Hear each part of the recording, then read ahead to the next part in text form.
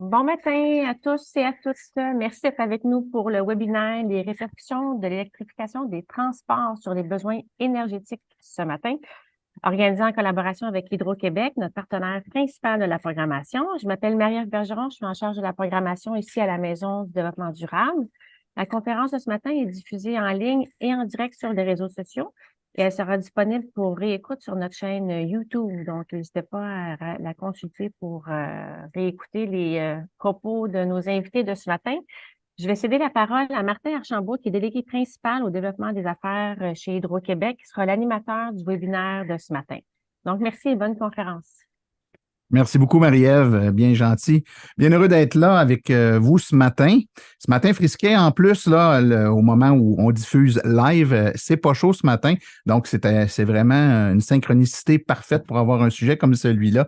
Donc, Marie-Ève m'a présenté Martin Archambault. Je suis responsable du développement des affaires au circuit électrique dans la direction mobilité d'Hydro-Québec. Donc, essentiellement, on déploie les solutions qui vont aider la transition énergétique en lien avec la mobilité électrique, bien entendu, que ce soit des véhicules légers, véhicules lourds, etc., et toutes les infrastructures que ça comporte. Pour m'assister et évidemment nous faire part de son immense savoir, j'ai avec moi un collègue, Étienne Saint-Cyr. Donc, Étienne, je te laisse te présenter toi-même. Immense savoir, oui, je peux te renvoyer la balle, Martin, avec des deux immenses savoirs à votre service aujourd'hui. Donc, merci, Martin. Étienne Saint-Cyr, ingénieur et chef de l'équipe expertise énergétique. Notre mandat chez Hydro-Québec, c'est de s'assurer que nos mesures d'efficacité énergétique et de gestion de puissance ou de gestion de la demande sont au rendez-vous et sont bien calculées. Donc, on touche à peu près à toutes les activités, que ce soit résidentielles, commerciales, industrielles et compagnie. Donc, ça inclut la mobilité et l'efficacité énergétique dans vos maisons. Alors, c'est sur grâce à cette expertise-là qu'on va vous entretenir ce matin. Merci beaucoup, Étienne. Vous le voyez, donc, on a tous les deux des rôles différents. Donc, moi, je consomme de l'électricité, puis Étienne s'assure qu'on la consomme intelligemment. Donc, le mélange des deux donne quelque chose, je pense, d'intéressant. Puis c'est un peu l'angle avec lequel on va vous parler ce matin. On parle d'efficacité énergétique, de répercussions d'électrification en lien avec les capacités énergétiques du Québec. Donc, c'est un message un peu parfois qui peut paraître contradictoire parce qu'on nous dit qu'il faut électrifier notre économie, électrifier nos transports, se décarboner, puis on se tourne vers l'électricité. Mais d'un autre côté, on nous dit qu'il faut faire attention à l'électricité, il ne faut pas la gaspiller, il faut faire même à certains moments faire des petits sacrifices ou faire des efforts supplémentaires parce qu'on est dans des périodes de pointe, par exemple, comme ce matin, entre autres. Donc, il faut essayer de concilier les deux puis comprendre que et j'espère que c'est ce qu'on va réussir à faire avec vous aujourd'hui. Non, il n'y a pas comme on dit, une inadéquation entre les deux. Dans le fond, les deux peuvent aller ensemble. On peut à la fois s'électrifier puis décarboner notre économie, mais pour ce faire, on doit mettre en place un certain nombre de choses, dont faire attention, puis mieux consommer, puis être conscient aussi de l'impact de ce qu'on fait quand on branche notre véhicule ou qu'on a un comportement énergivore sur le réseau d'Hydro-Québec, mais comment ça va se répercuter sur l'ensemble des activités. Hein? On est des millions de personnes qui consommons en même temps, puis souvent, on a tendance à penser que notre petite grenaille, c'est pas grand-chose, mais l'ensemble des petites grenailles, c'est ça qu'il faut bien gérer et on va vous en parler ce matin. Donc, on va commencer tout de suite avec la présentation. Première question, on va vous poser une petite question. Est-ce que vous possédez un véhicule électrique ou hybride rechargeable? Donc, normalement, vous avez vu une fenêtre qui vient d'apparaître à votre écran. Et là, on vous demande, est-ce que vous possédez un véhicule électrique ou hybride rechargeable? Ça veut dire qu'on peut brancher, là, hein? Si vous avez un hybride tout court là, qui fonctionne juste avec de l'essence et que vous ne branchez jamais, ça ne rentre pas dans la catégorie. Donc, vous répondez. Et puis, on va regarder les résultats de tout ça.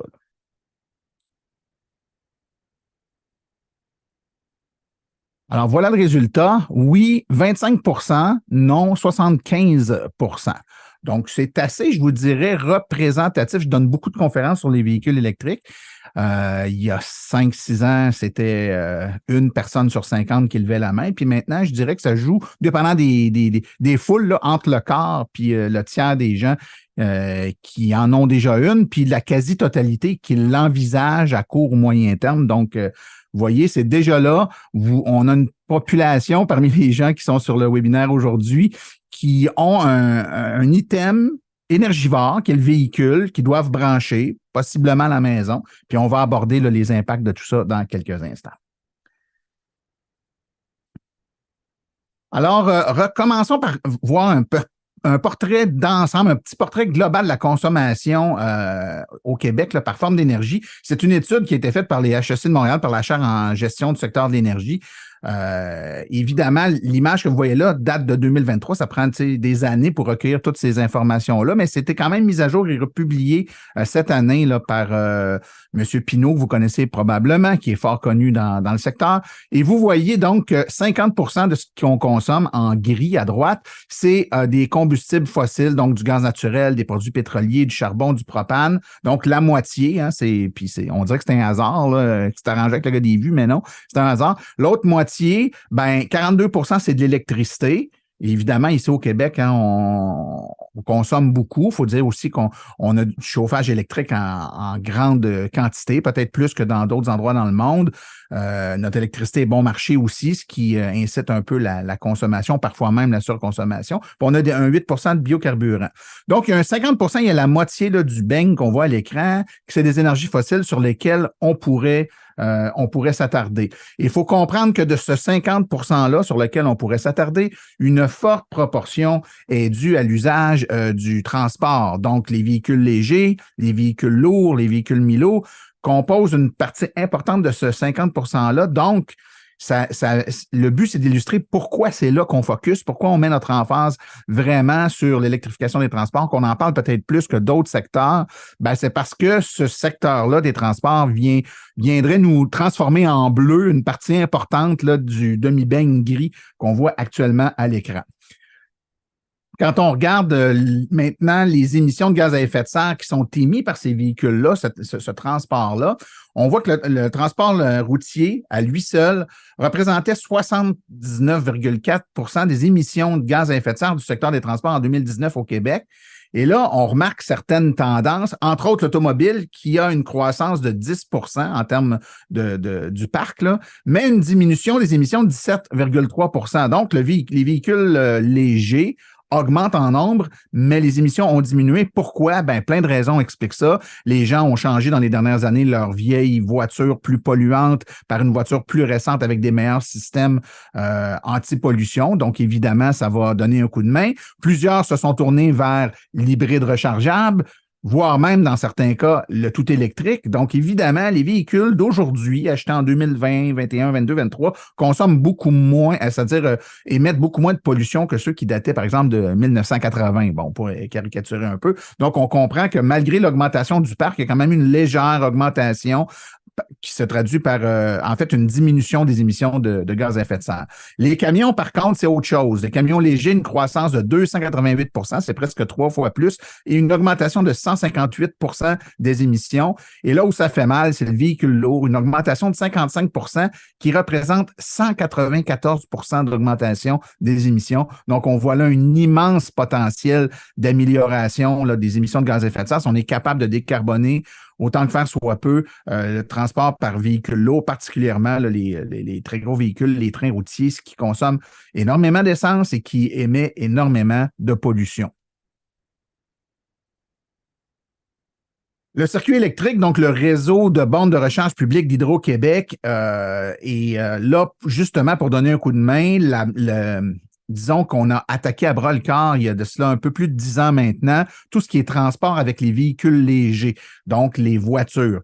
C'était le premier réseau de recharge publique au Canada. On a, au moment où on se parle, 890 partenaires. On a presque 2500 sites de recharge. 5000, au-delà de 5000 bornes, donc un peu en bas de 900 bornes rapides et 4200 quelques bornes régulières. On a 285 000 membres, hein, c'est une croissance annuelle de 50%. Virtuellement, ça veut dire qu'à peu près chaque personne qui a une voiture branchable là, a une carte ou un compte au circuit électrique. Donc, ça représente des millions de recharges sur notre réseau. Et on s'est distingué là, dès le début par le fait qu'on était les premiers. On a eu un réseau très diversifié, très vaste. Donc, on installe des bornes partout, pas juste dans les grandes villes, mais on a relié les grands corridors routiers du Québec et les villes et villages du Québec. Et on offre également des outils complémentaires qui vont venir agrémenter l'expérience parce que c'est pas juste de mettre l'énergie dans le véhicule qui est important, c'est l'ensemble de l'expérience. Donc, on offre dans notre application mobile un planificateur de trajet qui nous aide à se faire guider par exemple, de Montréal à, je ne sais pas moi, Gaspé, par exemple, ça va vous dire le temps que ça va vous prendre, où vous devez arrêter pour vous recharger, à quel pourcentage vous allez arriver, combien de temps vous allez devoir rester à la borne pour vous recharger. Donc, vous avez, avant de partir, le portrait précis de votre expérience avec des alternatives en cours de trajet. C'est fantastique. Vous avez également des offres promotionnelles de marchands qui sont à proximité des lieux où vous arrêtez pour vous charger et des conseils pratiques sur l'application. Donc, plein de trucs. Si vous n'êtes pas déjà familier, là, je vous conseille de visiter notre site Internet, le circuit électrique.com. On sait que le nombre de véhicules va augmenter rapidement. On parle de l'impact que ça a sur le réseau hydroélectrique. C'est un peu le but de la discussion d'aujourd'hui. Pour être capable de faire face à ça, puis c'est pas le fait qu'il y ait des autos qui a un impact, c'est le fait que les autos vont se recharger, donc vont venir tirer de l'énergie. On a des objectifs au Québec qui sont très ambitieux, entre autres 2 millions de véhicules électriques d'ici 2030. On est en 2023, bientôt 2024. La courbe de croissance actuelle tente à démontrer que s'il n'y a rien qui change, on va être pas bien loin de ça, là. Donc, c'est des prévisions ou en tout cas des objectifs qui sont ambitieux, mais tout à fait réalisables. Donc, tu sais, des fois, on voit des chiffres, on dit, on ne se rendra pas là, mais non, on risque de se rendre là. Et pour ce faire, ben, le gouvernement veut avoir un certain nombre de bornes de recharge sur le réseau du Québec, donc un peu partout sur les routes. Donc, 6 000 bornes rapides et 46 000 bornes standards. Là, on ne parle pas des bornes que vous avez à la maison, on parle des bornes publiques qui vont être installées, oui, par Hydro-Québec, mais également par plein d'autres entreprises privées, des municipalités, des organismes qui vont installer des bornes. On ne sera pas tout seul, vous le voyez bien, des 6 000 bornes publiques qui sont des bornes rapides qui doivent être mises au Québec pour être capables de faire face à tout ça d'ici 2030. 2 500 vont provenir du circuit électrique d'Hydro-Québec. Ça veut donc dire qu'il y en a 3 500 qui vont venir d'ailleurs, des entreprises privées, des pétrolières qui commencent à installer des bornes de recharge, des entreprises émergentes qui vont voir le jour et dont la vocation va être d'installer des bornes de recharge. Donc, tout ça, c'est en train de se mettre en place. Et les bornes standards sur les 46 000, 7 500 vont provenir du circuit électrique d'Hydro-Québec. Donc, encore là, en haut de 35 000 bornes devront être installées par les entreprises privées et les organismes et les différents paliers municipaux, par exemple. Donc, on voit que l'offre va vraiment exploser, mais que ce n'est pas juste le circuit électrique qui va déployer ça.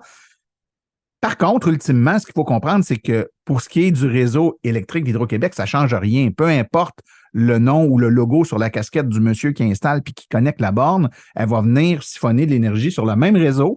Donc, en termes d'impact pour nous, là, quand on le regarde du point de vue Hydro-Québec, ce qui nous intéresse, puis sur quoi on veut travailler, c'est les 46 000 bornes qui sont les cibles du gouvernement, là, donc les 46 000 bornes niveau 2 puis les 7 500 bornes rapides, ainsi que toutes les bornes résidentielles, hein, parce que vous avez peut-être un rôle à jouer chez vous, vous avez aussi des bornes, vont s'ajouter à ça des milliers, voire probablement, avant longtemps, des millions de bornes. On sait que c'est pas tout le monde qui a une auto qui va avoir une borne, mais 2 millions d'autos, là, il devrait avoir pas loin d'1 million de bornes, certains, là. C'est pas juste du monde qui va vivre à Montréal puis qui s'installera pas de bornes parce qu'ils vivent par exemple, dans un triplex, tu sais.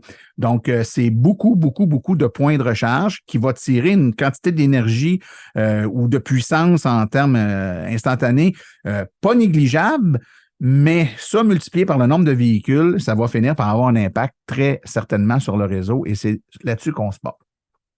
Donc, quand on regarde les prévisions, puis je passe rapidement là-dessus, mais c'est pour vous donner une idée des prévisions du déploiement des bornes rapides. Vous voyez le petit bleu le plus pâle, là, donc les petites colonnes un peu plus basses, ce sont les bornes du circuit électrique. Donc, en 2023, la quantité qu'on a, là, on est tout près de 900 au moment où on se parle, mais on va être en haut de 2000, là, près de 2500 en 2035. Mais vous voyez que le nombre total, qui inclut le marché privé également, donc il y a 4 fois plus là, de bornes qui vont être installées, voire même un peu plus par le marché privé que par Hydro-Québec. Donc, et ça n'existe pas actuellement. C'est un peu ça, ou très peu, là. C'est-à-dire qu'au moment où on se parle, si vous regardez 2023, la petite ligne bleue foncée est à peine plus grande que la borne bleu pâle. Donc, il y en a du privé, mais il n'y en a pas beaucoup, là. C'est une faible portion de plus que ce que nous, on installe. Mais en rendu en 2035, le portrait va être vachement différent. Donc, il va y avoir de la place pour tout le monde. Ça, c'est exactement le même tableau maintenant, mais pour les bornes standards, donc qui ne sont pas des bornes rapides, qui sont des bornes qui rechargent avec la même puissance qu'une borne que vous auriez à la maison, par exemple. C'est ce qu'on appelle des bornes niveau 2. C'est des bornes de destination, le genre de borne où tu te branches la journée pendant que tu es au travail ou tu t'en vas en meeting en quelque part pendant plusieurs heures puis tu vas te brancher là. On se redonne quoi? Une quarantaine de kilomètres par heure qu'on est chargé. Fait que, si on est là 15 minutes, ça ne vaut pas vraiment la peine, mais si on est là plusieurs heures, ça peut valoir la peine. Et c'est aussi sur ces bornes-là que se chargent souvent les gens qui demeurent dans les grands centres urbains et qui sont des orphelins de garage. Ils n'ont pas l'opportunité d'avoir une borne à la maison parce qu'ils n'ont pas de stationnement privé sur lequel ils peuvent installer une borne, mais à ce moment-là, ils vont peut-être 1 ou 2 fois par semaine, se brancher sur une borne sur rue comme celle-là, qui est à proximité de leur résidence. Puis pendant la nuit, là, ils branchent leur véhicule, puis ils en profitent pour se recharger là-dessus. Donc, c'est une façon aussi d'utiliser les bornes publiques. Donc, vous voyez là, la place prépondérante qu'aura l'entreprise privée et les autres joueurs qu'Hydro-Québec dans les prochaines années. Donc, ça va être un marché qui va être florissant. On va maintenant parler de puissance et d'énergie parce qu'on parle beaucoup de puissance ça va demander sur le réseau. On va parler de réserve d'énergie. Il y a des nuances importantes à comprendre entre les deux. Puis pour être capable de faire la distinction, je vais passer le micro à mon collègue Étienne qui va vous faire un beau survol de tout ça. À toi, Étienne. Merci, Martin. Donc, entrons tout de suite dans le vif du sujet. Donc, vous entendez souvent et la plupart du temps parler d'énergie. L'énergie, c'est sur quoi on facture l'ensemble des clients résidentiels. Donc, si vous jetez un coup d'œil sur votre facture énergétique qu'on vous envoie, vous allez noter que tout est noté en kilowattheure. Et le heure est important. Ce n'est pas des kilowatts par heure comme la vitesse d'une voiture, mais bel et bien des kilowatts fois une heure, et ce qui donne un kilowattheure. Et la puissance, essentiellement, c'est le débit de cette énergie-là. Donc, on fait souvent l'analogie avec une piscine ou un boyau d'arrosage ou l'eau, finalement, c'est un très bon moyen de comparer. Et essentiellement, l'analogie de la piscine, c'est que si on a un seul robinet, ben, on va prendre à peu près 2 fois plus de temps pour remplir une piscine identique à celle de droite qui serait équipée de 2 robinets. Donc, dans ce cas-ci, on a la même quantité d'énergie requise et on peut imaginer ici qu'on a une batterie de voiture plutôt qu'une piscine. Bien, si on a une borne de recharge 2 fois plus rapide à droite, on va consommer, oui, la même quantité d'énergie, mais avec une puissance aussi 2 fois plus grande. Donc, essentiellement, faut bien faire la différence entre l'énergie et la puissance. Et je ne demanderai pas à nos auditeurs de devenir des spécialistes ici, mais juste vous souvenir que l'énergie se calcule en kilowattheure et la puissance en kilowatts, et un peu se souvenir qu'on a des enjeux dans les deux sens. Donc, on va continuer, puis je vais vous présenter quelques enjeux qui viennent avec l'un ou l'autre de ces activités-là ou de ces techniques-là. Donc, prochaine slide, mon cher Martin. Donc, on en a parlé en entrée de jeu. Aujourd'hui, c'était notre première journée, entre guillemets, de grand froid au Québec de la saison qui débute en général autour du 1er décembre et se termine à la fin du mois de mars. Donc, tous les jours, et ça, tous les jours de l'hiver, on note un appel de puissance très élevé pendant les matins et les soirs. Donc, on se trouve avec une forme de demande en bosse de chameau. Donc, cette bosse-là, ou ces 2 bosses-là, qui sont le matin et le soir, sont accentuées encore plus quand il fait très froid, suite aux demandes liées au chauffage. Donc, on a à la fois l'effet du matin et du soir où les gens sont actifs à la maison, et à ça s'ajoute le froid, donc le besoin qu'on a avec les thermostats et les systèmes de chauffage qui démarrent et qui demandent de maintenir les températures requises. Donc, par 30 fois, on a une très, très grande demande d'électricité, et à ça se couplent donc justement les périodes de pointe quotidienne. Donc, nos offres, tout ce qu'on fait chez Hydro-Québec actuellement avec notre tarification dynamique et toutes les offres qu'on met en place, c'est de tenter de déplacer ou d'influencer la puissance appelée par le réseau à ces 2 moments-là. Et on va voir un peu en détail qu'est-ce qu'on peut faire avec la suite. Voilà, Martin. Donc, la question maintenant. Pensez-vous qu'Hydro-Québec aura assez d'énergie pour alimenter tous les véhicules électriques dans les prochaines années? On vous laisse quelques secondes pour répondre.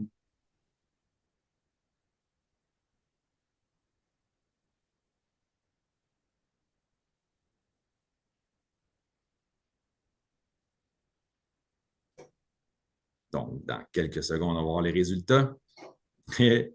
Oui et non, à peu près à 50 Mais la bonne nouvelle, c'est que oui, on va avoir assez d'énergie. OK? Donc, et justement, on est là pour démystifier un peu combien d'énergie ça représente.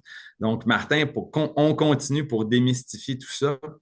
Donc, dans le tout dernier plan d'action qu'on a déposé, vous avez probablement vu les nouvelles avec notre nouveau PDG qui est allé montrer ces informations-là dans les médias et auprès de nos élus. Mais essentiellement, on a besoin d'augmenter notre capacité d'énergie, de production énergétique d'environ 60 TWh jusqu'en 2035. On va revenir à combien représente ce 60 TWh-là comparé à notre demande actuelle, mais on a aussi un objectif de compléter la décarbonation du Québec en 2050 et une bonne partie de cette décarbonation-là va passer par l'électrification. Donc, oui, les demandes sont grandes et on a besoin de se préparer en conséquence, mais on a le réseau et la capacité pour pouvoir accompagner les clients dans leur électrification. Donc, le plan d'action actuellement nous amène jusqu'en 2035, mais on a aussi, on ne perd pas de vue l'horizon 2050 qui vise une décarbonation et une forte électrification de notre parc de consommation énergétique. Suivante, Martin. Donc, dans ce plan-là, jusqu'en 2035, on a pour souvent parlé des grands projets industriels, Northvolt, entre autres, là, qui a été annoncé il y a quelques semaines. Ben ça, c'est le 25 que vous voyez à droite. Et la portion de gauche, essentiellement, c'est la décarbonation, une partie pour la décarbonation des industries. Donc, les grands pollueurs qui fabriquent un peu tout ce qu'on consomme, mais également un grand pourcentage, donc environ 40 pour l'électrification des transports et la décarbonation des bâtiments. Donc, deux marchés. Pourquoi on les sépare du reste? C'est que c'est deux marchés où on connaît la solution. On a des solutions aujourd'hui pour le faire et on n'a pas à inventer ou à trouver des nouvelles solutions de production comme dans le cas de l'industrie ou même pour faire venir des industries qui viennent de l'extérieur. Donc, pour la décarbonation, on a déjà la solution. Il faut maintenant juste la mettre en place. Ce n'est pas facile, mais le 40 en question, on va le décortiquer maintenant pour qu'est-ce qu'on sépare entre la portion transport et la portion bâtiment. On y reviendra dans quelques instants pour les statistiques. Donc, mais comment on fait pour arriver à chercher ou amener notre consommation à combler ces besoins-là? Bien, essentiellement, on commence en haut à gauche. On se demande quels seront les besoins. On prévoit la demande. On regarde si on a déjà les besoins suffisants dans notre parc actuel. Est-ce qu'on peut ajuster notre parc? Est-ce qu'on peut ajouter des petits morceaux dans notre réseau qui permettraient d'augmenter sa résilience? Est-ce qu'on a déjà couvert des stratégies ou non? Donc, on anticipe le besoin qui ne seront pas couverts par nos équipements actuels. Est-ce qu'on évalue évidemment si on rencontre toutes les exigences réglementaires et essentiellement, on s'amène à revoir et à faire des appels d'offres en énergie et on le fait à chaque année. Donc, le 60 TWh que j'ai mentionné, on va année par année trouver des moyens pour l'approvisionner et ça passe par tout, soit l'augmentation ou les ajustements qu'on fait dans le réseau actuel. Donc, ça représente comment aussi pour l'efficacité énergétique. Donc, on ne fait pas juste augmenter la production, mais on doit également faire d'efficacité énergétique. C'est ce que je parlais en entrée de jeu. Donc, notre nouvel objectif, parce qu'on sait, on a mis l'épaule à la roue, on avait un objectif qui ciblait environ 9 TWh à l'horizon 2032. On l'a rehaussé à 21 TWh à l'horizon 2035. Et ce n'est pas seulement l'objectif en efficacité énergétique d'Hydro-Québec, c'est l'objectif de l'ensemble des activités d'efficacité énergétique qu'on peut retrouver au Québec. Puis 21 TWh, justement, on parlait de combien de kilowattheures ou combien de térawattheures représentent les différentes consommations, mais 21, ça représente la consommation annuelle d'environ 1,2 million de ménages. Donc oui, c'est des objectifs très ambitieux, mais ce ne sont pas uniquement les consommateurs résidentiels qui doivent faire un effort, c'est l'ensemble des consommateurs, incluant nos industries et nos commerces et nos institutions. Et on va mettre toutes les activités en œuvre pour y arriver. À ça s'ajoutent donc des gains en puissance. Donc, pendant nos deux bosses qu'on a vues tout à l'heure, on doit trouver un moyen de déplacer ou retrancher 3500 mégawatts. Donc, pour vous donner une idée, c'est l'équivalent de la puissance combinée des centrales de Manic 5 et des centrales de la Romaine. Et grosso modo, actuellement, on a un parc qui nous permet de faire un déplacement de l'ordre de 1500 à 1700 mégawatts. Donc, essentiellement, on doit doubler cet effort qui vient de nos clients. Donc, ici, ce n'est pas une production supplémentaire, c'est des clients comme vous, comme votre commerce à proximité ou comme une industrie qui décide et qui accepte de déplacer ou modifier sa consommation pendant les périodes de pointe importantes. Mais on doit faire ça à travers tout le réseau. Donc, souvent, on oublie à quel point le réseau est complexe. Mais je vous rappelle que l'énergie démarre au niveau de la production et pour se rendre à votre domicile ou à votre commerce, doit passer par plusieurs étapes de transport et de distribution. Donc, le transport ou la production, ce qu'on voit à gauche, c'est quand même assez connu, donc les centrales, les lignes à haute tension que vous pouvez peut-être voir près des autoroutes, mais qui tapissent un peu le Québec pour amener l'énergie des centres de production comme les éoliennes en Gaspésie ou les centrales dans le nord du Québec vers les centres urbains où on a la consommation. Évidemment, et à chaque point, il y a des morceaux qu'il faut bonifier. Donc, le poste lui-même a été conçu pour transporter une quantité d'énergie. Et jusqu'au dernier morceau qui est la ligne et le transformateur qui est proche du domicile, bien, on a aussi des enjeux. Donc, vous pouvez imaginer que si on a une dizaine de maisons sur un transformateur et soudainement ces maisons-là acquièrent tous un véhicule électrique, bien, c'est possible qu'on devra limiter le nombre de maisons ou du moins remplacer le transformateur pour lui ajouter un peu de capacité.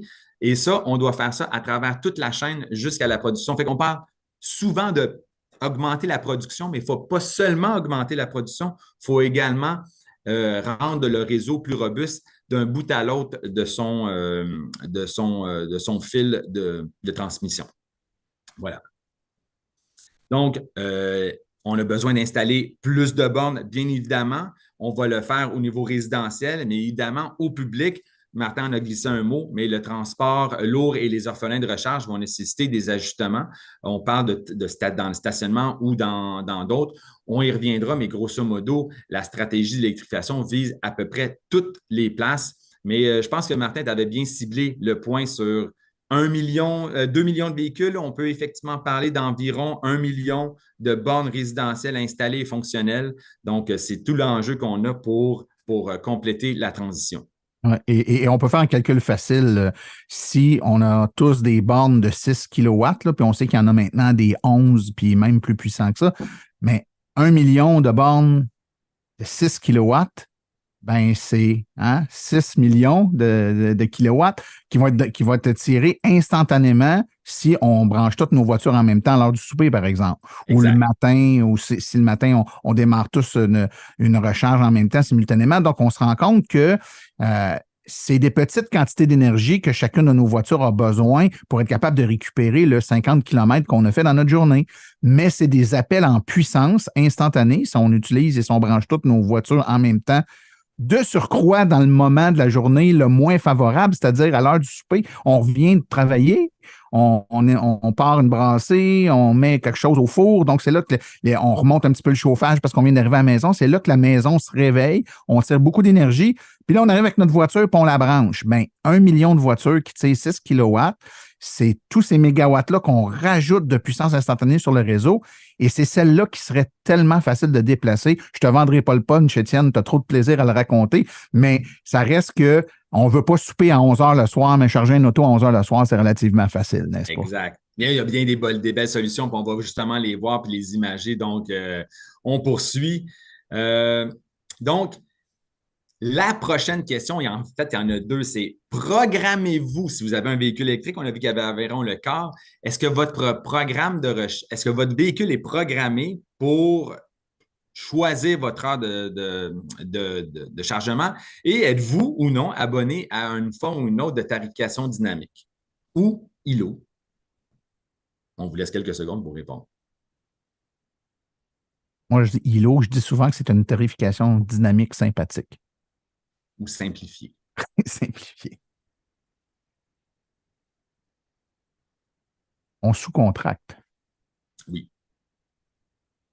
Bon, ben, on a une très bonne proportion de membres abonnés à la tarification dynamique et même une bonne proportion aussi de membres qui déplacent leurs charges. Mais là, je vais évidemment, le petit nom de la première question, on va s'y attaquer dès maintenant. Puis je félicite d'abord, avant tout le monde qui sont abonnés à une forme ou une autre de tarification dynamique. C'est ce qu'on souhaite que la plus vaste majorité de nos clients résidentiels puissent s'abonner et on va voir un peu les trucs et astuces qui viennent avec l'utilisation d'un véhicule électrique et d'autres petites astuces pour bonifier tout ça efficacement. Donc, grosso modo, ici, là, je vous montre typiquement on a eu des statistiques de mesurage qu'on a fait à travers différentes bornes qui étaient mesurées chez plusieurs de nos clients. Donc, c'est un graphique que j'apprécie beaucoup parce qu'on est tous des fans et des fanatiques même de statistiques. Et ici, on regarde la puissance moyenne d'une borne. Donc, si on prend une centaine de bornes et on les mesure en tout temps, puis on les regroupe tous dans un seul et unique profil, on va retrouver un profil qui ressemble à ça. Et personne ne sera ici très surpris de voir que la plupart de la charge se fait en soirée lors du retour à la maison, parce qu'ici, on parle évidemment de bornes résidentielles. Donc, je ne sais pas, vous vous souvenez de notre boss, là, je pense qu'on a une petite animation, Martin, mais je pense que ça va arriver tout de suite à notre prochaine. Donc, regardez ici nos deux bosses que je vous montrais en tout début de présentation. Là. On a la bosse du matin, on a la bosse du soir qu'on voit un genre de... En orange, là. Hein? Oui, ici. Donc, Okay. donc, le orange, c'est l'utilisation donc sur le réseau, où sont les pointes, où est-ce que l'ensemble des consommateurs, tout type de consommation confondue, viennent chercher le plus d'énergie, c'est en orange. Puis le bleu, le bleu le plus pâle, c'est là où on recharge nos véhicules typiquement. Exactement. Donc, vous avez bien sûr, j'imagine, reconnu qu'on a très peu, la recharge des véhicules a très peu d'impact pendant la pointe du matin, parce que la plupart des véhicules sont déjà entièrement chargés, mais a un impact majeur pour les périodes de pointe du soir. Et on pense d'ailleurs que ces pointes-là vont devenir de plus en plus accentuées à cause des véhicules électriques. Donc, on a parlé d'une heure, environ 40, 60 km, là, ça dépend des modèles, mais arrondissons, puis on dit qu'environ 3 heures de charge nous permet d'avoir 100 km, mais grosso modo, là, tout simplement en décalant la même courbe et en reprogrammant ou en ajustant l'utilisation de notre borne de recharge après les heures de pointe qui se terminent autour de 20 heures le soir quand il fait très froid, on donne un grand répit. Puis notez les courbes de recharge, la plupart des véhicules font moins de 100 km par jour et vont donc être entièrement rechargés à domicile en 3 heures ou moins. Donc, le message qu'on envoie à l'ensemble des électromobilistes ou des futurs électromobilistes, c'est si vous êtes, et surtout si vous êtes abonné à une forme de tarification dynamique, ce qu'on vous demande de faire, c'est de déplacer votre charge après les heures de pointe et profiter de l'espace qui se trouve pendant la nuit pour que le véhicule soit entièrement chargé, mais après ces heures-là. Donc, c'est vraiment le message et l'impact est majeur. On parle là, comme disait Martin, que tout le monde arrive en même temps, puis je pense que plusieurs se souviennent de la publicité qu'on a sur les différentes plateformes où on entend la petite chanson de Louis-Jean Cormier et on fait tout en même temps. Bien, ce qu'on souhaite, c'est que changer un peu ce tout en même temps-là.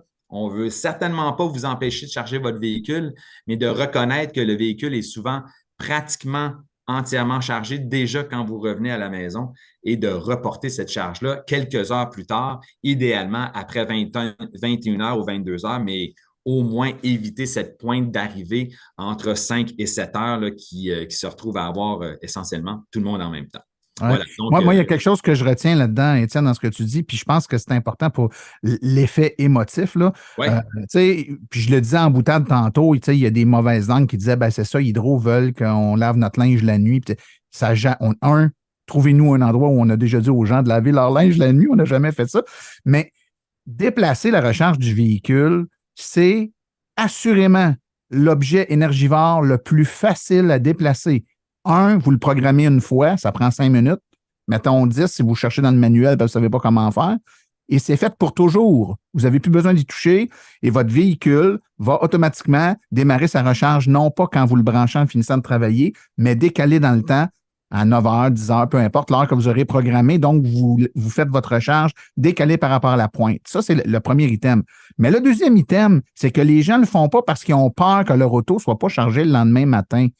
Écoutez, vous allez typiquement mettre une quarantaine de kilomètres par heure que vous allez charger entre 40 et 50, là, mettons, ça dépend des chargeurs, évidemment, là. Vous avez amplement le temps. Si vous vous branchez quand vous arrivez de travailler, votre auto va être pleinement chargée à 8 heures le soir ou 9 heures le soir. Là, à la place, ça va être chargé peut-être à minuit, à 2 heures du matin.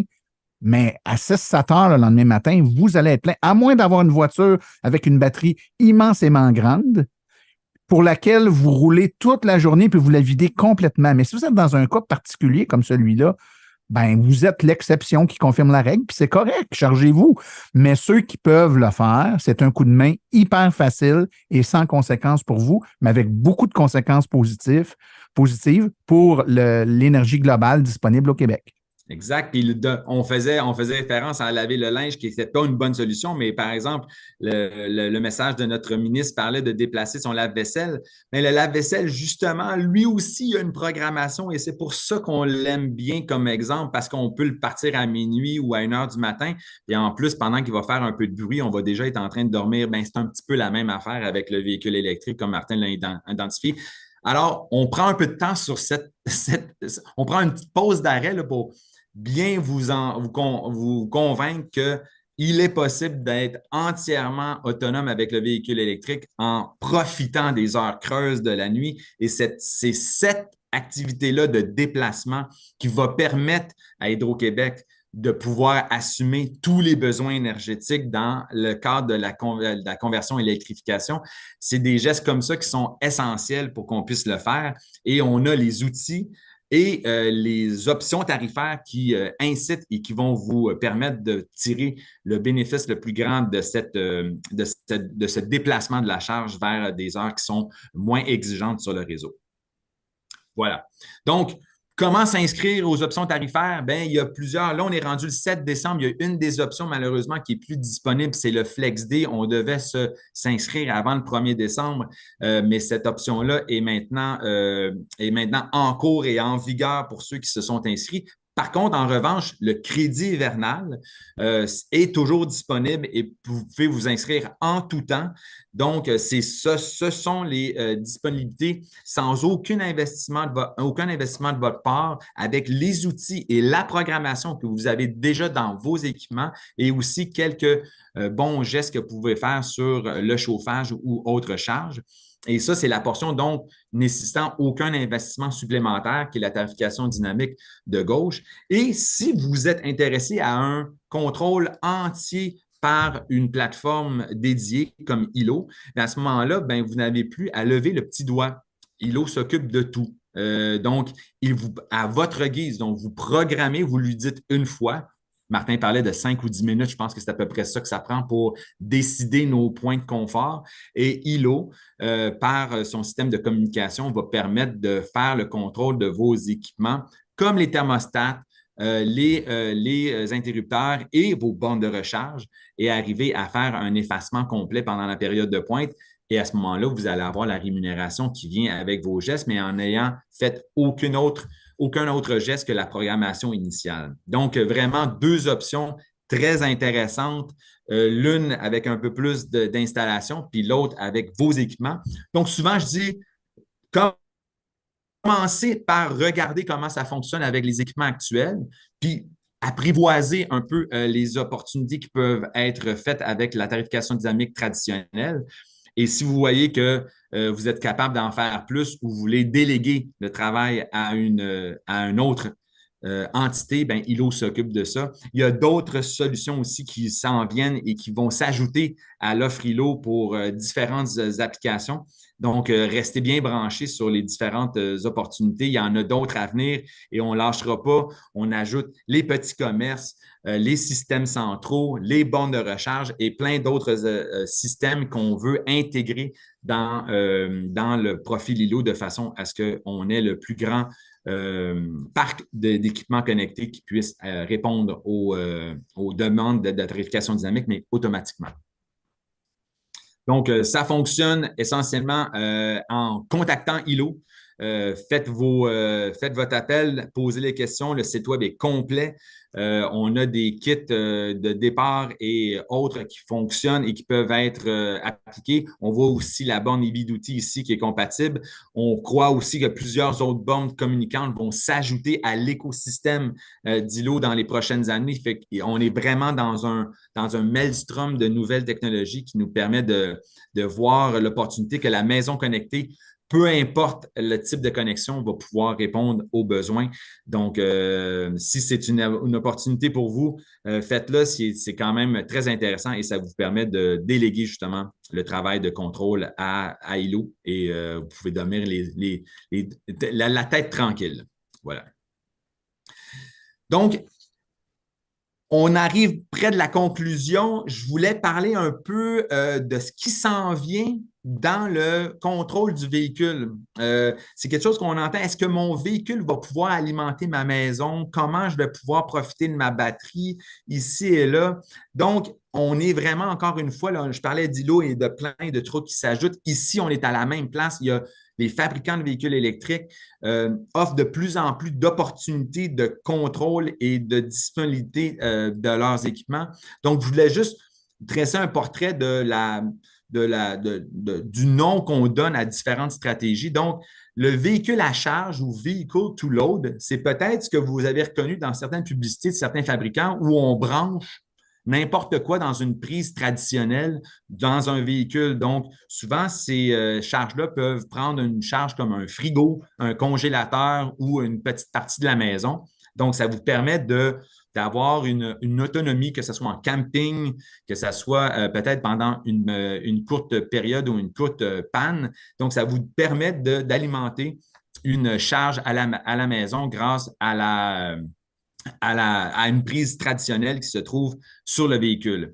Le véhicule à résidence ou vehicle to home, ici, c'est qu'on a, à partir de la borne de recharge, une opportunité de faire rouler l'électricité dans l'autre sens, donc d'alimenter une partie de la maison à même la borne de recharge directement à partir du branchement du véhicule.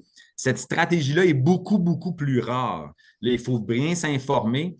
Les équipements qui devront être installés entre la borne de recharge et le panneau électrique sont beaucoup plus lourds aussi. On n'a pas juste une rallonge ici pour alimenter un frigo. Il faut planifier et parler à un maître électricien si on veut s'en aller dans ce sens-là. Mais ça s'arrête au panneau secondaire qu'on pourrait faire avec ça. Mais encore une fois, aujourd'hui, en 2023, c'est une exception à la règle. Et là, puis là, je parle d'une autre encore plus grande exception, mais on en parle de plus en plus. C'est le véhicule jusqu'au réseau. Ça, c'est à ce moment-là, c'est au-delà de votre panneau électrique, vous seriez en mesure d'alimenter le réseau électrique en sens inverse. Donc, on parle d'aller alimenter les réseaux grâce aux batteries qui restent dans les voitures. Là, en plus d'un panneau dédié près de votre panneau existant, vous avez besoin aussi d'un équipement pour pouvoir réinjecter de l'électricité sur le réseau d'Hydro-Québec. Vous comprendrez qu'entre le V2L, le V2H et le V2G, il y a vraiment beaucoup d'étapes qui font un peu exploser les coûts d'installation. Donc, aujourd'hui, prenez soin de quand même, si ça vous intéresse, si vous avez une volonté d'aller dans ce sens-là, informez-vous auprès du fabricant du véhicule. Mais je vous le dis tout de suite, Martin pourra confirmer, même les vendeurs de véhicules ne sont pas nécessairement très à l'aise à parler des deux dernières solutions. Mais ça va venir dans le temps, un peu comme les nouvelles technologies, il faut y aller étape par étape. mais la plupart, déjà une bonne quantité de véhicules offrent le branchement direct qui est le vehicle to load ou le véhicule à charge. Je ne sais pas si Martin, tu avais quelque chose à ajouter sur ce point-là, si Oui, on a ben même en quelque fait, chose de nouveau. je te dirais que c'est quand même pas la majorité des véhicules qui le permettent. Donc, tu sais, les véhicules à la base étaient conçus pour qu'on leur envoie de l'énergie dedans pour charger la batterie. Donc, le connecteur sur la voiture, ça sert à faire entrer de l'énergie dans le véhicule. Ouais. Là, dans ces concepts-là de véhicule V2X, là, de véhicule à quelque chose d'autre, ça veut dire que le véhicule est aussi habilité à ressortir l'énergie de la batterie et de la retourner par le connecteur à une charge, la résidence, le réseau, peu importe. Et il y a très peu de véhicules qui le supportent actuellement. Les derniers véhicules de Kia, de Hyundai le font, le F-150 Lightning de Ford le fait également. Mais la plupart des plus petits véhicules ou des véhicules moins récents, de conception moins récente, mais même des véhicules comme Tesla ne le fait pas au moment où on se parle. Donc, c'est des technologies qui sont émergentes, ça s'en vient, ça va devenir plus populaire. Pour être allé au Japon il y a 6 ou 7 ans dans le cadre d'électrification des transports, là-bas, c'est une technologie qui est beaucoup plus populaire parce qu'ils ont des enjeux de rupture énergétique beaucoup plus grands que les nôtres. Il y a des tremblements de terre à peu près aux 20 minutes. Ils perdent d'électricité 2-3 fois par semaine. Donc, du vehicle to load puis du vehicle to home, eux autres sont un peu plus en avance que nous là-dessus parce que c'est un enjeu pour eux. Nous, ici, on a beau se plaindre quand on a une panne électrique, ça arrive, on n'est pas à l'abri de ça, mais quand on se compare avec plein d'autres endroits dans le monde, là, on a très peu d'interruptions de service. Donc, la nécessité est un peu moins là, puis les investissements qui viennent avec, ben, on est un peu moins là-dedans. Mais c'est définitivement des secteurs qui s'en viennent, où il va y avoir du développement puis qu'il faut suivre, mais qu'il faut comprendre qu'ils sont lourds d'impact, c'est-à-dire qu'à partir du moment où on prend l'énergie de votre véhicule et on vient la chercher pour l'envoyer, par exemple, sur le réseau, ben, ça voudrait donc dire que, par exemple, pendant la nuit ou le soir, pendant une période de pointe, on vient chercher l'énergie de votre batterie, on l'envoie sur le réseau d'Hydro-Québec et on fait ça avec des milliers, voire des millions de batteries. Ça nous permet de ne pas être obligé d'aller acheter de l'énergie ailleurs, par exemple. Bonne nouvelle. Mais ça implique qu'on doit aussi vous la retourner dans votre batterie pour que le lendemain matin, vous soyez capable de partir. Et vient avec ça une multitude d'enjeux autant technologiques que éthiques. Par exemple, si Hydro-Québec vient chercher 20 fois par année d'énergie dans votre batterie, puis qu'au bout de 3 ans, vous suspectez une dégradation prématurée de votre batterie, est-ce que le citoyen va tenir Hydro-Québec responsable d'avoir accentué la dégradation de sa batterie en venant siphonner de l'énergie dedans trop souvent à son goût? Par exemple, tu sais, je le dis gros, mais en même temps, on utilise la batterie si on la charge et on la décharge. Donc, jusqu'à quel point c'est simple. Tu sais, le concept est beau, le concept s'explique bien, mais la mise en application est parfois un peu plus périlleuse. Exact. Voilà. Donc, c'était vraiment juste une petite pause pour vous parler de technologies que vous pourriez entendre parler dans les prochaines années et au moins, être un petit peu habilité à les reconnaître dans le futur. Voilà. Donc, on a déjà parlé du circuit électrique. Martin en a fait mention. Ceux qui ne sont toujours pas abonnés, faites-le. Si vous avez, c'est une des premières choses justement que plusieurs nouveaux électromobilistes font, c'est de s'inscrire au circuit électrique. À droite, on a ILO. Vous pouvez les rejoindre. Il y a des professionnels qui vont évaluer votre situation si elle est compatible à la solution et prendre rendez-vous pour l'installation et vous faire une offre qui va être à la hauteur de vos espoirs, j'espère. Et évidemment, pour toute autre question face à votre facturation ou des enjeux, notre service à la clientèle résidentielle est bien sûr toujours disponible, soit par les canaux web sur notre site web ou au numéro de téléphone que vous voyez là. Donc, n'hésitez pas à les rejoindre pour des questions en efficacité énergétique, pour des questions sur l'opportunité de vous abonner à la tarification dynamique traditionnelle. Donc, c'est tous des activités que notre équipe de service à la clientèle peuvent vous aider à mettre en branle et participer justement à une transition énergétique où l'ensemble de la clientèle va justement faire son effort et assurer qu'on ait une transition égale, uniforme et sans enjeu d'approvisionnement parce que c'est tout le monde qui a besoin essentiellement de participer pour qu'on puisse y arriver. Voilà. Ouais, moi, j'inviterais les gens, la majorité quand même des participants qui n'ont pas de voiture électrique, de télécharger l'application du circuit électrique. Il n'y a pas besoin d'avoir une voiture électrique pour l'installer. pas besoin de mettre de fonds non plus, de connecter de carte de crédit parce que n'ayant pas de voiture, vous en rechargerez pas de toute évidence. Mais ça vous permet quand même d'utiliser l'application, chercher les bornes, voir où elles sont, voir les fonctionnalités, utiliser le planificateur de trajet, voir un peu comment ça fonctionne. Vous allez voir, ça va vous familiariser puis probablement vous démontrer à quel point il y a plus d'enjeux vraiment au Québec, là, à rouler électrique. Il y a des bornes partout, sont faciles à trouver, faciles à utiliser, puis les outils technologiques mis à notre disposition rendent l'expérience d'autant plus agréable et sans soubresaut. Voilà. Donc, je pense qu'on va être rendu à la période de questions, mon cher ami. Exactement. Marie-Ève, on te laisse la parole. Oui, bien, merci pour tous ces beaux propos, très intéressants. On a quelques questions. Je vais commencer avec celle qu'on a reçue en tout premier. Sachant que l'île de Montréal a des défis de surcharge électrique plus prononcés qu'ailleurs, la recharge de niveau 3 ne devrait-elle pas être réservée à la couronne de Montréal? Pourquoi en installer au cœur de la ville? Quelle application le justifie pour le véhicule de promenade? Excellente Hey, question. c'est une excellente question. Tu veux que je réponde, Étienne? Vas-y, Martin, Ouais. j'ajouterai au besoin. Ben, c'est une bonne question. En fait, il y a plusieurs raisons qui le justifient, là. Et effectivement, une recharge rapide va solliciter en puissance le réseau de façon un peu plus accrue. Donc, si c'est une borne de 50 ou de 100 kW, ben, on va tirer 100 kW. Contrairement à une borne résidentielle ou une borne sur rue qui va en tirer 6, par exemple. Mais il faut comprendre que le véhicule qui s'y charge va rester là très peu longtemps. Donc, la demande en puissance va être relativement courte dans le temps.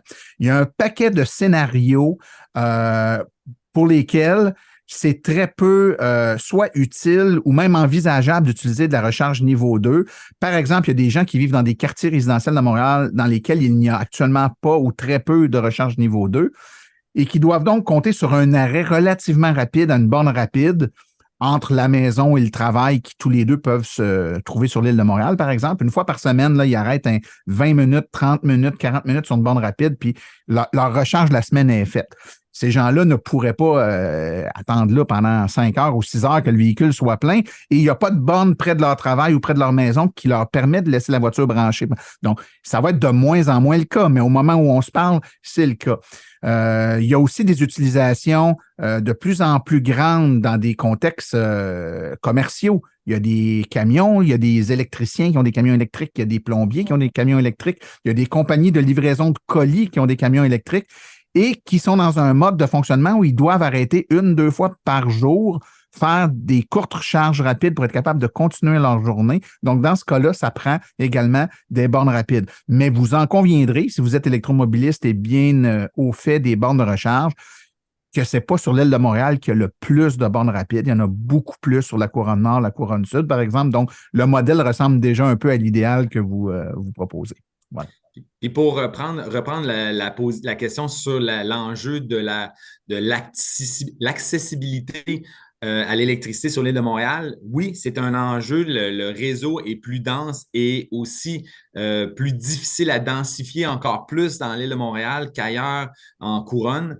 Mais ce ne sont pas juste les bornes de recharge qui présentent un enjeu. L'électrification des bâtiments présente le même enjeu où plusieurs bâtiments qui sont actuellement, par exemple, chauffés au gaz naturel devraient ou prévoient transiter tranquillement vers une portion électrique.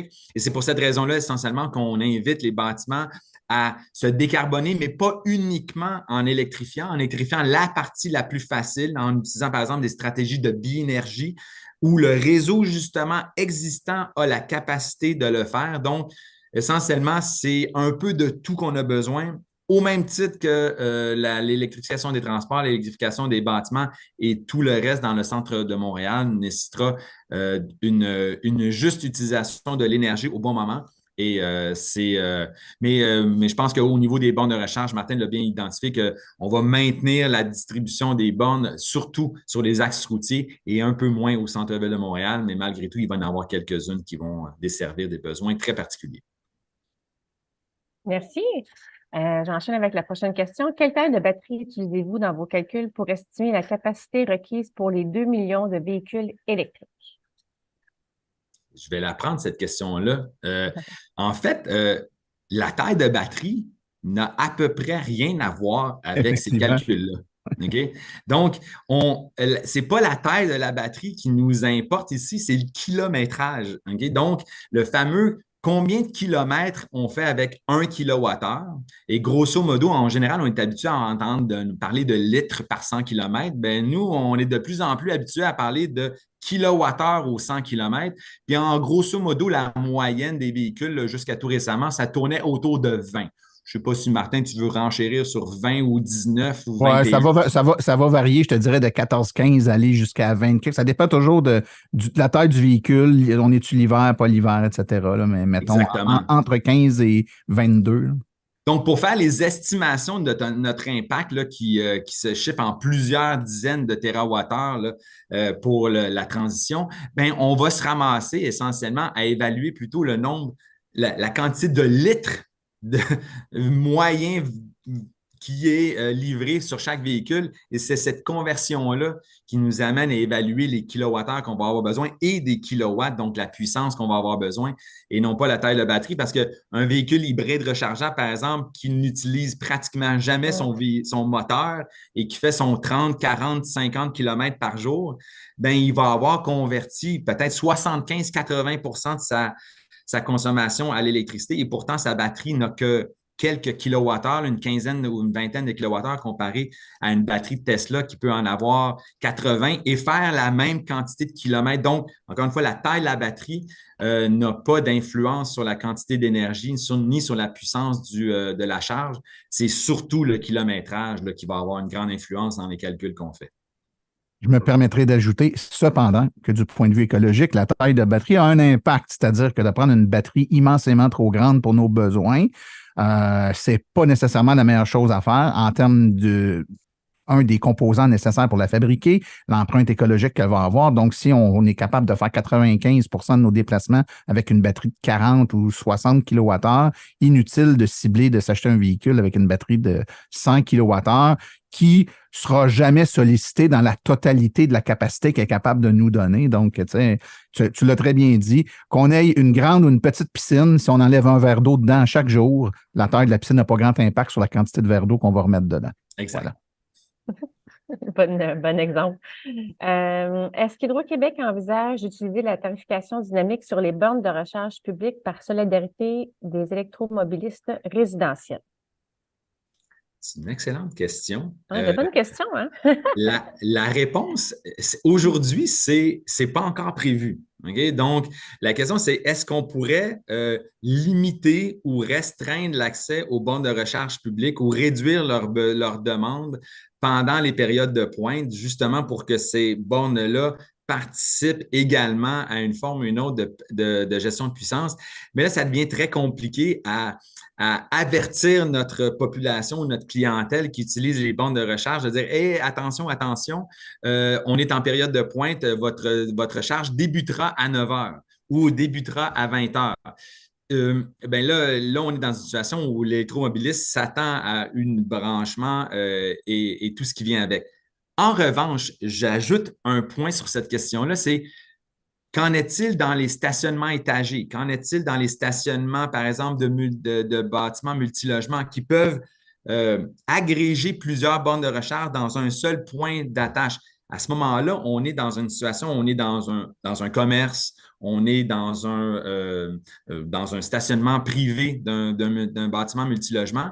Et à ce moment-là, on est dans une communauté qui peut participer à une forme de tarification dynamique. On n'est plus dans le public, on est un petit peu dans le privé. Puis le commerçant qui décide, qui dit à ses employés, vous avez beau vous brancher, vous ne serez pas alimenté avant 9 heures ou à 16 heures, on va arrêter parce qu'on participe à la tarification dynamique. Je dis bravo parce qu'il faut le faire. Et au même titre, un syndicat de copropriété ou un gestionnaire de bornes de recharge dans un bâtiment multilogement, et on en voit de plus en plus qui s'installent un peu partout, peut décider de dire, ben, en passant, pour avoir un bon tarif pour votre recharge, ben, les bornes seront suspendues entre 9 heures, à partir de 9 jusqu'à 9 heures le matin, par exemple, et débuteront les charges seulement à 8 heures en soirée.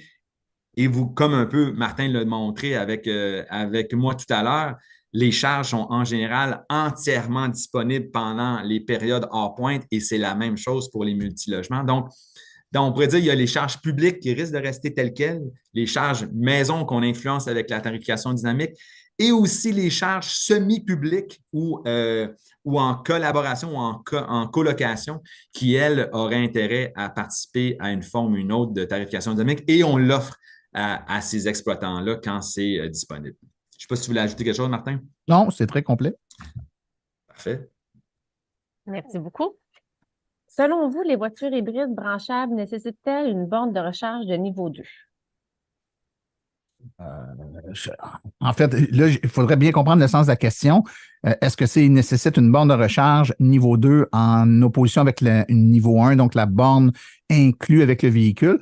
Ma réponse est, dans le cas d'une hybride branchable, pas nécessairement. C'est-à-dire que la batterie étant tellement petite, il va arriver très peu de cas où la borne niveau 1 inclus avec le véhicule, à l'achat du véhicule, il y aura très peu de cas où elle ne sera pas suffisante pour recharger le véhicule totalement pendant la nuit. Il faut comprendre que parfois, cependant, l'hiver, quand il fait très froid, là, des journées glaciales, là, moins 25 degrés, ben, la batterie étant très froide, elle va être beaucoup plus longue à charger. Il pourrait y arriver des petits cas où la batterie ne serait pas totalement chargée, ce qui, dans le cas d'une hybride rechargeable, est un moindre mal puisqu'il y a toujours l'alternative de l'essence dans le véhicule pour prendre la relève. Donc, le consommateur n'est pas pris à court, il va pouvoir faire sa journée quand même.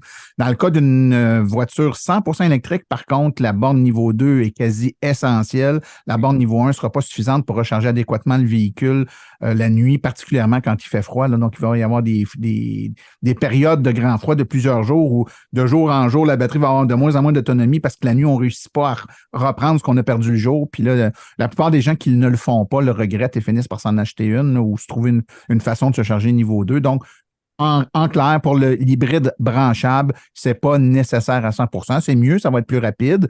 Ça va éliminer toute possibilité qu'on soit pas capable de faire notre journée juste à l'électricité sans prendre de l'essence, mais c'est vraiment pas une obligation, selon moi. Oui, c'est une question, en fait, est-ce qu'on veut décarboner notre utilisation au maximum ou non? Si oui, ça prend un niveau 2 pour assurer une charge quand même assez complète à chaque jour. Mais parce que je vis d'expérience, j'ai une hybride rechargeable justement. Et charger la batterie au complet après un transport un peu plus long que d'habitude, ben, ça prend une douzaine d'heures. Donc, et 3 heures ou à peu près pour une borne de niveau 2. Donc, c'est du simple au triple. Là, je sais quel auto que t'as. Oui, ben c'est ça. Donc, c'est l'exemple qui dit, on se débrouille avec le niveau 1 quand on est en visite chez quelqu'un et compagnie. Ça permet de se débrouiller. Mais j'imagine que certains qui ont un horaire plus stable peuvent effectivement arriver à se débrouiller avec une niveau 1. Donc, je pense que la réponse de Martin est assez complète de ce côté-là. Merci. On va prendre une dernière question, parce que là, je me rends compte qu'il est 10h04. Dernière question. Bonjour. Concernant les véhicules moyens et lourds, comment faites-vous la prévision de demande? Avez-vous une idée du calendrier prévisionnel de conversion de ces catégories de véhicules? Ah, c'est une bonne question que je vais prendre parce que c'est mon dossier. Est-ce qu'on a un calendrier de conversion? La réponse est non. Personne n'en a. On a cependant des prévisions, c'est-à-dire qu'on n'a pas de certitude, on a certains éléments bien en main parce qu'on sait par exemple que certains grands transporteurs, certaines grandes flottes ont déjà des plans de migration, X camions cette année, X l'année prochaine, etc., etc. Puis on connaît les types de camions, les propulsions, les puissances de moteur, les capacités de batterie, la puissance à laquelle ces batteries-là vont pouvoir se charger. On a déjà toutes ces données-là. Donc, on crée une projection basée sur ce qu'on voit et et dans mon cas, là, c'est hebdomadairement sur des tables avec l'industrie du camionnage. Donc, que ce soit les transporteurs, les fabricants de camions, les exploitants de sites d'approvisionnement en énergie qui de plus en plus passent du mazout à gaz naturel renouvelable, propane, hydrogène, électricité, etc. Donc, on s'assoit ensemble et on se parle sur une base hebdomadaire pour tirer les grandes lignes de tout ça. Il y aura une place, bien entendu, très grande à l'entreprise privée parce que le camionnage, c'est des entreprises privées. Donc, l'énergie puis le déplacement, ça fait partie des coûts inhérents à leurs opérations. Donc, il y a des entreprises privées qui vont desservir cette industrie-là. Un peu comme l'auto, il va y avoir beaucoup de recharge à domicile. Dans le cas d'une entreprise, on appelle ça en dépôt, là. Donc, le camion qui livre des meubles, ben, il se recharge la nuit pendant qu'on met des meubles dedans. Puis le lendemain matin, ben, le camion, il part plein chargé et d'électricité et de meubles. Il fait sa livraison pendant la journée. Puis sans avoir à se recharger vraiment dans sa journée, il revient, puis il se branche dans l'entrepôt, puis on recommence. Mais les journées où il fait plus froid, les journées où il va livrer plus loin, il va avoir besoin de recharge opportuniste un peu partout. Et là, ça va prendre des bornes de recharge pour véhicules lourds, donc plus grosses physiquement, mais des espaces de stationnement plus grands aussi, qui tiennent compte de la réalité de ces véhicules-là pour qu'ils soient capables de le faire. Donc, oui, on a un plan de match, on a des chiffres et des projections qu'on actualise continuellement et on le fait en collaboration avec l'industrie du transport, du camionnage au Québec. Voilà. Au niveau du volume complet, on le connaît bien, on sait combien de diesel est consommé par le marché en question et on connaît donc le potentiel et peut-être le chemin pour se rendre là est un peu moins connu dans le marché, mais on se fait des prévisions au même titre que les véhicules de route traditionnels, de promenade ou les plus légers. Donc, mais évidemment, bon, la proportion des véhicules déjà électrifiés est beaucoup plus petite à ce niveau-ci, mais on connaît combien d'énergie ça va nécessiter si l'ensemble du camionnage est converti au Québec. Et c'est sur ça qu'on évalue nos prévisions et nos achats d'électricité à venir. Un énorme merci, Martin Archambault, Éric Saint-Cyr, pour le webinaire. Ah, veux-tu dire quelque chose d'autre? Je te dis Éric, mais c'est correct. J'ai dit Étienne, excuse-moi. Étienne Saint-Cyr, je suis allée vite. Étienne Saint-Cyr, désolé. Merci pour les propos. Ça va terminer notre webinaire de ce matin. Juste vous rappeler à nos participants et participantes que vous allez recevoir un sondage de mesures d'impact au cours des prochaines semaines. Si vous aviez le temps pour le remplir, c'est important pour nous de savoir les contenus de ce matin, comment ils ont fait leur chemin en fait dans votre vie. Est-ce que vous en avez parlé avec votre famille, vos voisins? Vous faites des recherches? Avez-vous adopté des nouveaux comportements suite à ce que vous avez entendu ce matin? Et je vous rappelle également que la conférence va être disponible pour réécoute sur notre chaîne YouTube, évidemment dans les catégories, regardez nos playlists là, sur YouTube pour retrouver la conférence de ce matin. Merci encore, Martin et Étienne, et puis merci à Hydro-Québec, évidemment, qui est le partenaire principal de notre programmation. C'était le dernier webinaire de 2023, donc suivez-nous sur les réseaux sociaux et notre infolette va bientôt sortir pour toute notre programmation de 2024. Donc, merci à tous et bonne fin de journée. Ouais, joyeux Noël à tout le Au monde. revoir, joyeux Oui, joyeux temps des fêtes.